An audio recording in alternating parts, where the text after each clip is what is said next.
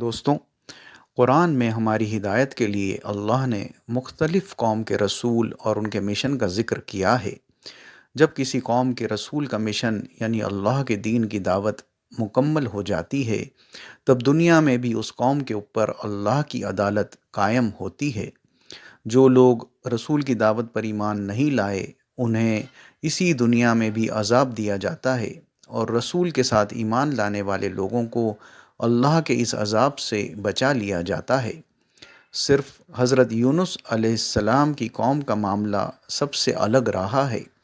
جب حضرت یونس علیہ السلام نے اپنی قوم کو اللہ کے دین کی دعوت دی اور وہ ایک اللہ پر ایمان لانے کے بجائے شرک، نافرمانی، گناہ اور سرکشی کی زندگی پر ہی جمے رہے، تب حضرت یونس علیہ السلام ناراض ہو کر دوسری قوم کو دعوت دینے کی نیت سے اپنی قوم کو چھوڑ کر چلے گئے۔ اللہ کی مرضی کے بغیر قوم اور اپنے دین کی دعوت کے مشن کو چھوڑنے کی وجہ سے حضرت یونس علیہ السلام خود اللہ کی سزا کی زد میں آ گئے۔ نتیجہ یہ ہوا کہ دریا میں انہیں ایک بڑی مچھلی نے نگل لیا اور وہ اس کے پیٹ میں مشکل حال میں تھے۔ تب انہوں نے اپنے رب کو اس طرح دعا کر کے پکارا، جو سورہ الانبیاء کی آیت نمبر 87 میں ذکر ہے۔ لا إله إلا أنت سبحانك إني كنت من الظالمين۔ کہ اللہ، تیرے سوا کوئی عبادت کے لائق نہیں، تو پاک ہے، بے شک میں ہی گنہگاروں میں سے ہوں۔ دعا کے اس انداز پر غور کیجئے۔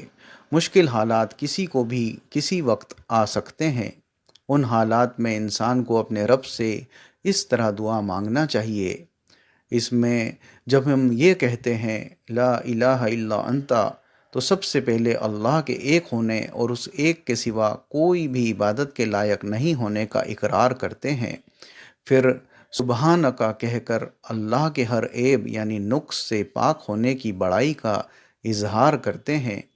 اس کے بعد انی کنت من الظالمین کہہ کر اپنے گناہوں کا اقرار اور اس کی معافی مانگتے ہیں۔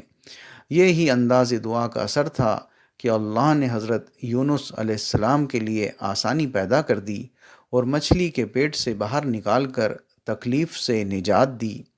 غور کیجئے، قرآن میں ہمارا رب دعا اور اس کے کرنے کا طریقہ بھی ہمیں سکھاتا ہے۔ حضرت محمد صلی اللہ علیہ وسلم کا ارشاد ہے کہ جب کوئی شخص اللہ کو اس طرح دعا میں پکارتا ہے تو اللہ ضرور اس کے لیے آسانی پیدا کر دیتا ہے۔ آئیے، قرآن کی روشنی میں اللہ نے دعاؤں کا جو قیمتی تحفہ ہمیں دیا ہے اسے جانیں، سمجھے اور دعا کے ذریعے اپنے رب کی عبادت کا حق ادا کرنے کی کوشش کرے۔ والسلام۔